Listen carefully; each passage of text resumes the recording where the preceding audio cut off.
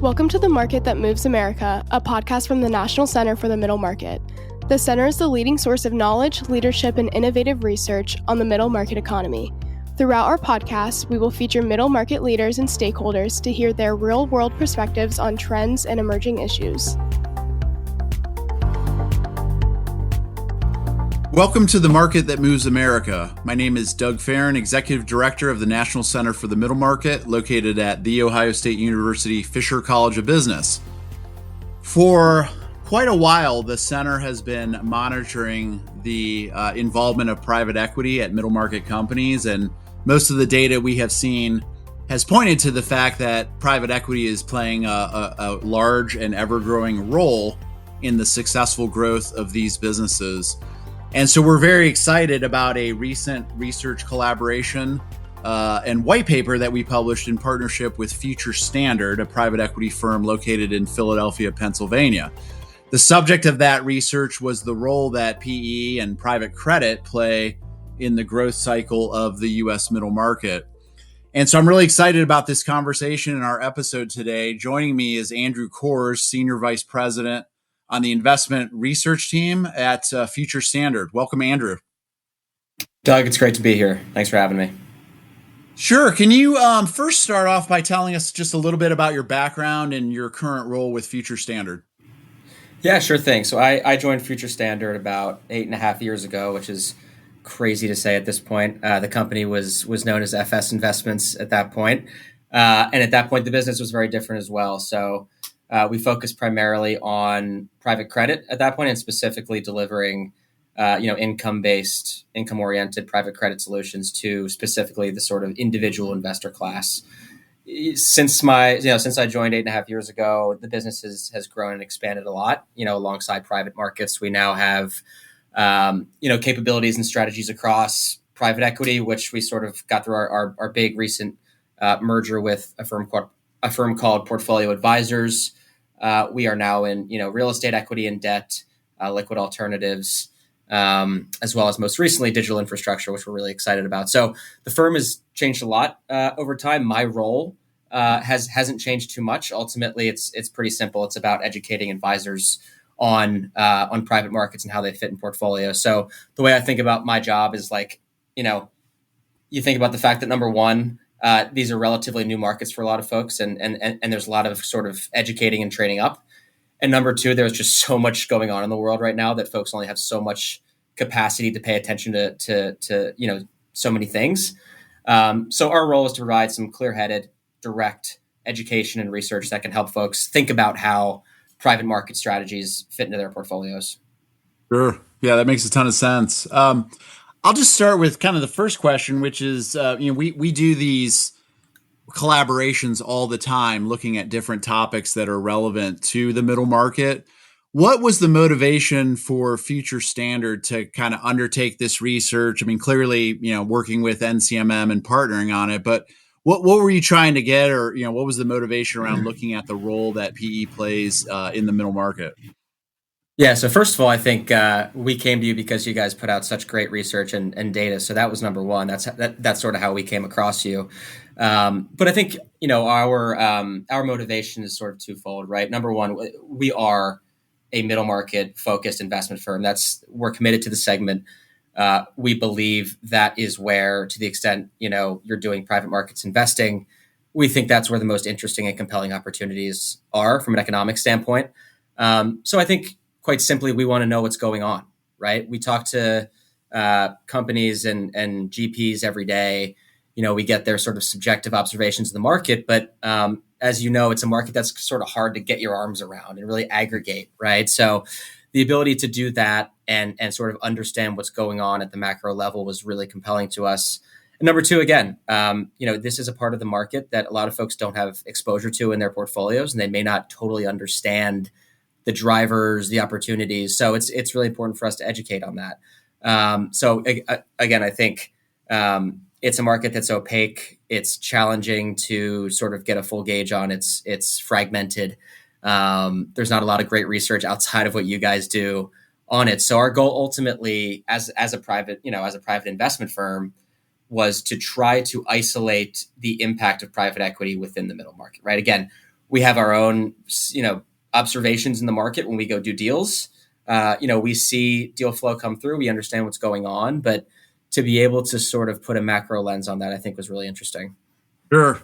Yeah, and this was helpful for us too because, like I said in the intro, we collect very high level data in our middle market indicator. We kind of can understand some of the performance differences with PE backed companies, but this was great working with you and the team to kind of dig underneath that. And so, my next question for you is, in your career, could you give us like maybe just a little bit of history lesson or backdrop as to over the years, how private equity has influenced maybe the value creation for middle market firms.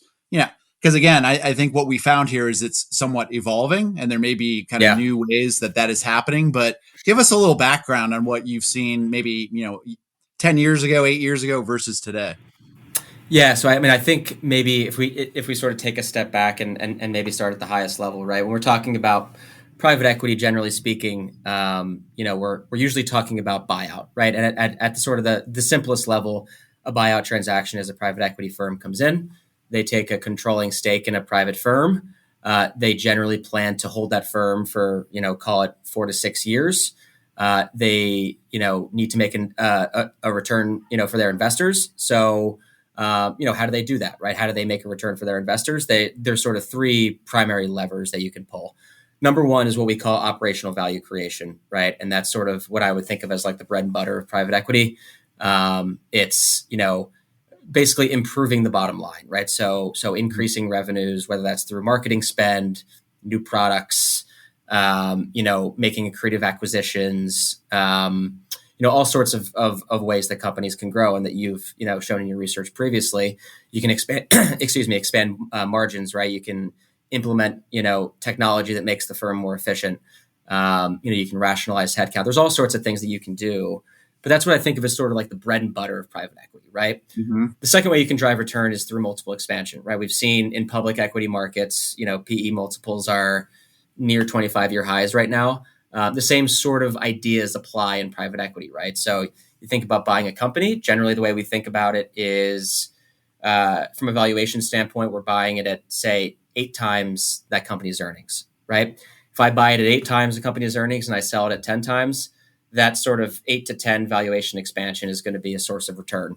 And then finally is leverage, right? Buyouts tend to use a mix of equity and debt when they make these acquisitions.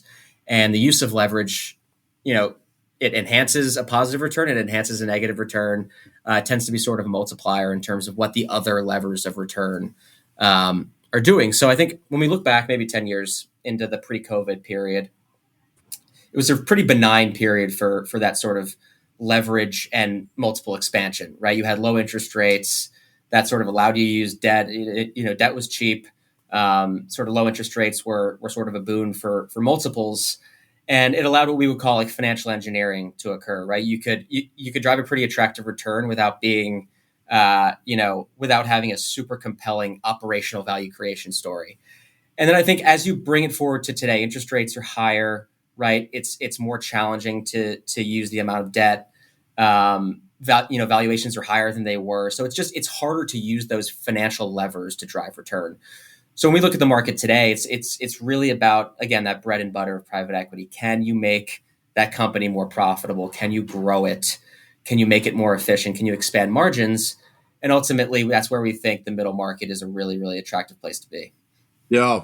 So kind of following up on that, there's a misconception, at least I see this all the time, that operational effectiveness involves cost cutting, layoffs, like trimming Yeah. companies to the bone. I mean, it's just perceived that way, right? But what I hear you saying is it's more about like innovation, growth, sophistication of systems and management teams. And I mean, can Yeah. you kind of talk through that a bit more? Yeah, it's sort of the barbarians at the gate, Yeah, exactly, the exactly. apocryphal, sort of big bad wolf of the private equity firm. And look, I mean, are there times where that's been the case? Sure, I think stereotypes don't grow out of nowhere. But that being said, I think you look at the data that we, in our report here, and it makes it pretty clear that Not only is that not the case in the middle market, but it's actually the opposite, right? So we know middle market firms tend to grow employment overall much faster than large firms do, and faster than the economy overall. I think your latest MMI had a headcount growth on average of like 10% in middle market firms. You look at what's going on in the entire labor market right now. I think employment's grown by like 1% in the U.S. economy, right? So overall, the middle market tends to grow headcount, but when we sort of segment it by PE backed versus non PE backed, the private equity backed middle market firms are growing headcount at 500 basis points faster per annum, right? Like 13 or 14% per year on average. That is impressive headcount growth, and completely goes against, I think, what is the notion of a lot of private equity firms, which is you come in, you slash costs, you're sort of the grim reaper, you fire people, and then you sort of sell the company for parts, and then you move on to the next. And that's clearly not the case, right? These acquisitions are made with the intention of growing and improving the company. To do that, you need the support of a growing labor force, right? And that's just the reality of it. So I think for some folks that might be a surprise, and I think it's one of the most compelling points that we have in this paper. Yeah. So along those lines, were there any other insights that surprised you or maybe ran counterintuitive with what you might have expected? Or does a lot of this information really just back up and support what we kind of all intuitively know about how PE works in the middle market? Yeah. So I think that was probably I wouldn't say it surprised me, but I think probably might be most surprising to folks. But a lot of it was really confirmatory, honestly. I think we observe in our own deal pipeline these dynamics, right? We see the value creation occurring. We see sort of the true partnership between the private equity firm and the portfolio companies and how they work. It's not just a capital relationship, and I think maybe that's the biggest thread through this, right? Is this idea that maybe in some parts of the market that might be the case, but like the idea that this is just passive capital coming in, it's not, right? It's a true partnership between the management team and the private equity firm, and they're bringing not just capital but relationships, right? I think that's an underrated one, right? Relationships, operational know-how, industry connections, all those things, right? So I think the thread that I pulled most out of it was the extent to which these are not, obviously they're investments, but that would sort of be doing a disservice. It really is sort of a partnership in service of growing the company and making it more making the business model more defensible. Yeah, and not all PE firms are equal, right? I'm sure there's better fits for certain companies, and so that's absolutely, I'm sure, part of the vetting process that you do.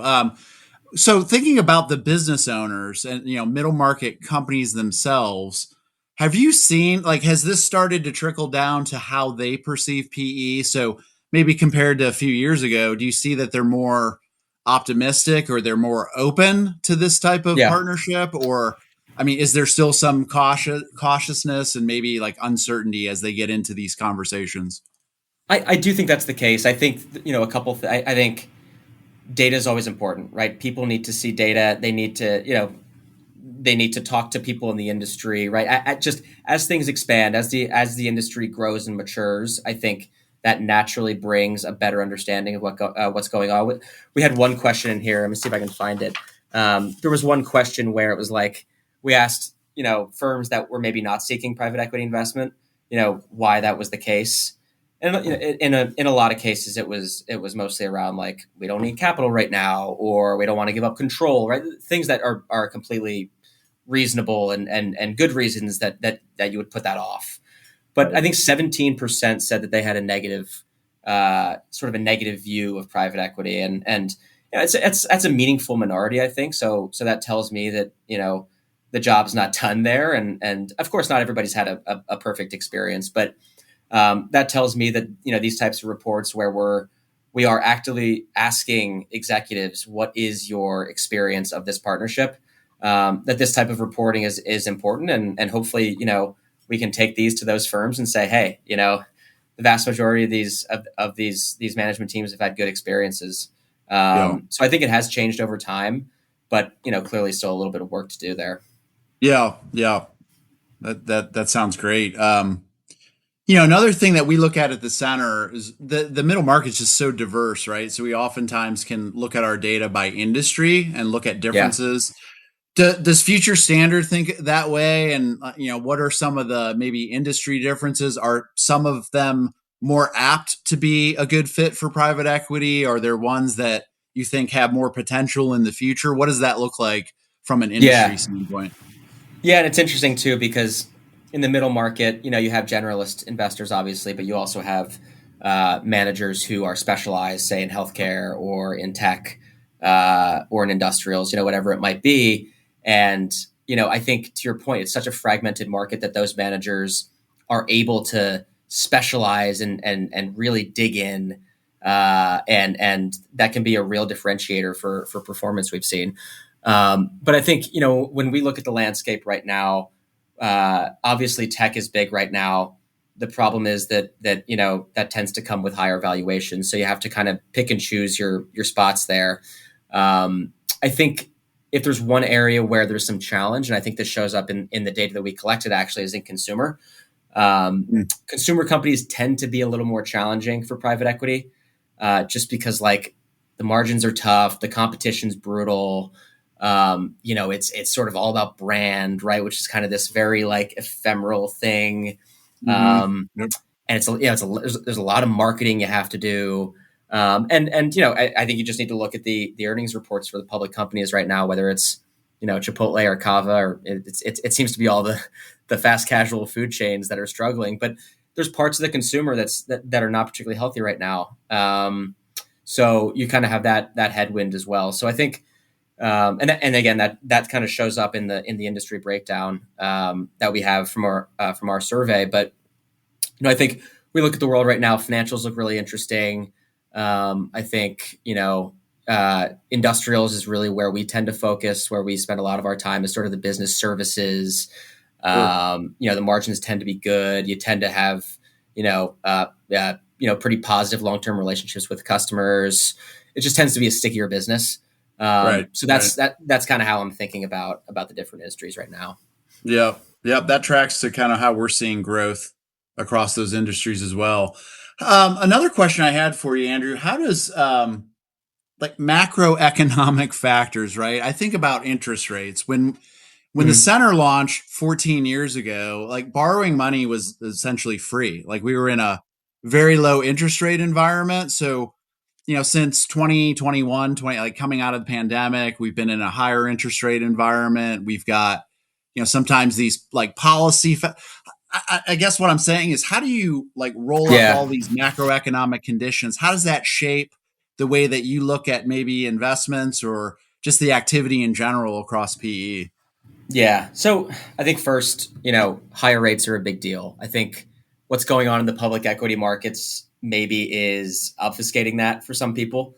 And obviously, we had higher rates during the .com period too. So like, it's not to say that you can't have really high valuations when you have high rates, but you need to have a story, right? You need to have internet or AI. But when you look at like sort of private equity and getting in there and just modeling out the math, higher interest rates matter, right? And they matter not just for the middle market private equity, but for the the space writ large. And I mentioned before, higher rates, number one, they increase your cost of debt, and number two, they tend to put pressure on valuations, right? Sure. So that kind of hits your 2 and 3 return levers. And again, that's kind of why we think like the operational return lever is going to be really important, because the other two maybe have atrophied a bit, especially compared to like the 2010 to 2021 period of time. But we sort of look at the world right now. You had interest rates not only go up a lot, but go up really, really quickly in 22 and 23. And it sort of put the market on its heels for a few years, right? It took a couple of years for folks to get used to that. People weren't, it wasn't clear whether they were going to stay at these levels, whether we have a recession. At this point, I think the market has finally kind of normalized to that. If you look at some of the data, I'll try not to quote too much data, but I think it's important. So U.S. M&A volumes up almost 60% year to date compared to last year. Overall, private equity deal volume is up about 37%. we're seeing in our data and in our business an increase in sort of private credit origination activity. So like the wheels are starting to turn again, and part of that is the Fed cutting rates, right? Yeah. But I think a bigger part of it is just the industry has sort of normalized and gotten used to, and buyers and sellers have gotten on the same page, and we're finally sort of getting to that point where we can transact again.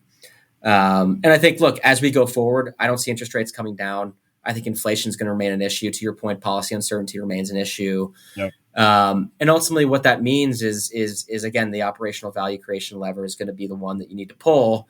And when we look at the world right now, middle market companies tend to be less levered, right? They tend to have lower valuations, and so ultimately, I think there's more opportunity for that value creation lever to be pulled in the middle market.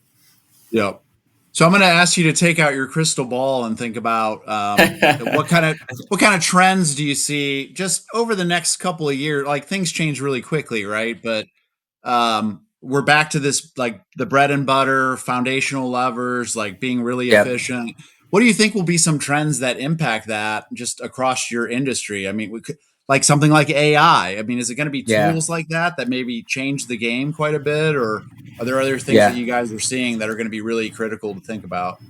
Yeah, I think it's interesting. Like, I mean, when I look at the world, like we went through a couple of decades, not to zoom out too far, but went through a couple of decades of like, whether you want to call it the period of globalization or the great moderation, whatever it was, where like everything was just very efficient, right? Like you had pretty predictable policy, you had low interest rates, you had low inflation, you had like globalization, really efficient supply chains.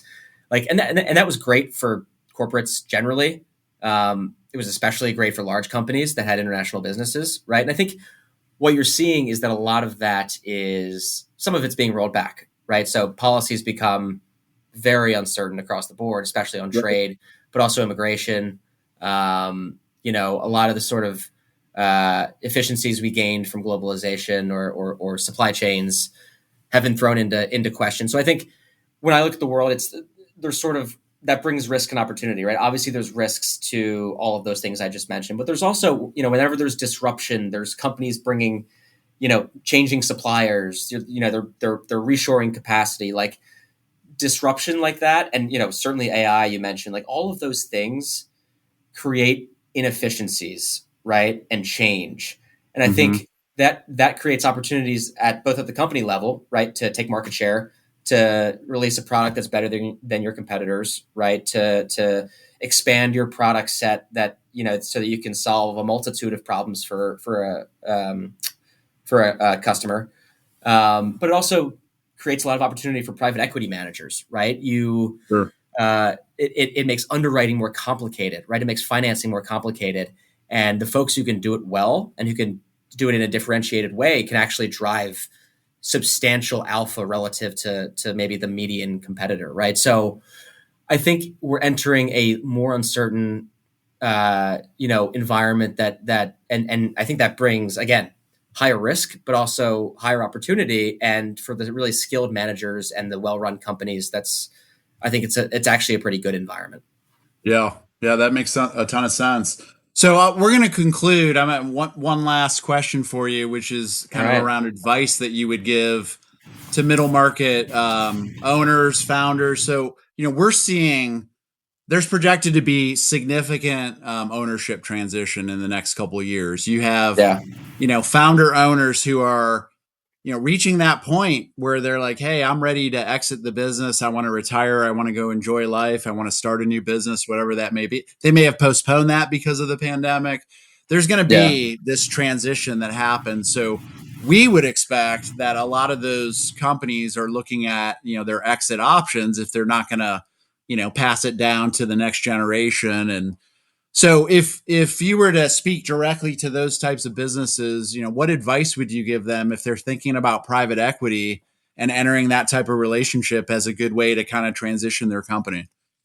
Yeah, no, it's an interesting question. And certainly I want to be careful because, these folks have run great businesses and absolutely. Know their business 30 times better than I do. So I think it would be a bit presumptuous of me to be too direct. But I think, look, I think in our report, what we showed was a little over half of our respondents who don't yet have private equity backing said likely not in the next 3 years, right? And that's most of them. It's because they have other plans. They don't need capital. Whatever it is. And again, I think for those who maybe have a bad experience, hopefully they can read the report, or excuse me, not a bad experience, but a bad perception.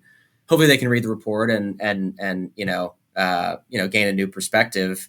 But in terms of those who are sort of at least willing to entertain the idea, I think the biggest thing is just to be willing to have the conversations, right? So, I think there are, to your point, lots and lots of private equity managers out there.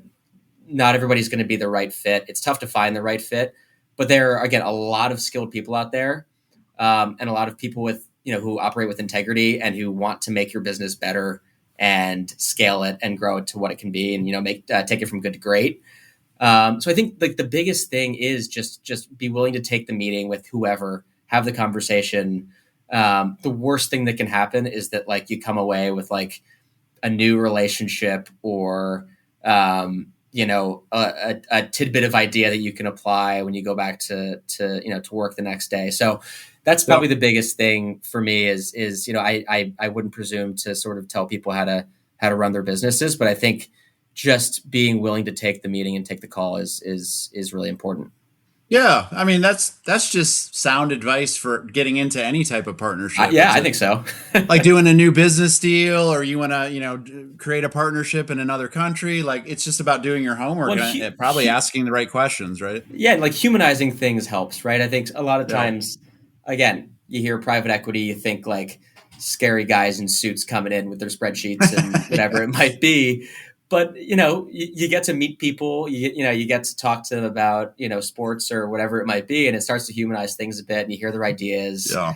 And I think it can just give you a newer and better perspective on, and hopefully broaden up, what maybe you weren't thinking about that as an option for liquidity previously. But, you talk to people and you say, hey, I didn't realize we could structure it this way, or I didn't realize that you guys did this. Right. Right. And it just widens the aperture a bit, which ultimately I think is always healthy. Yeah. Amazing. Well, that's a great way for us to wrap up. Andrew, I want to thank you for your time and having the conversation today. Super insightful. Awesome. Yeah, this was a lot of fun, Doug, and thank you very much for all your partnership and work on this report. I think it's really interesting and a really useful piece for sort of shedding some light on what is still, I think, a market that lives somewhat in the shadows for a lot of people. So really, really, I think, important addition to sort of the research that's out there on the middle market. Yeah, thank you. Yeah, we're trying to change it one project at a time. So we'll keep going on that mission. For more information about Future Standard, you can go to their website, which is futurestandard.com. You can also access the report on both the Future Standard site as well as the NCMM site, which is middlemarketcenter.org. Thank you, and we'll talk to you again soon. Thank you for listening to The Market That Moves America. Never miss a new episode by subscribing anywhere podcasts can be found. You can also subscribe to our email newsletter at middlemarketcenter.org.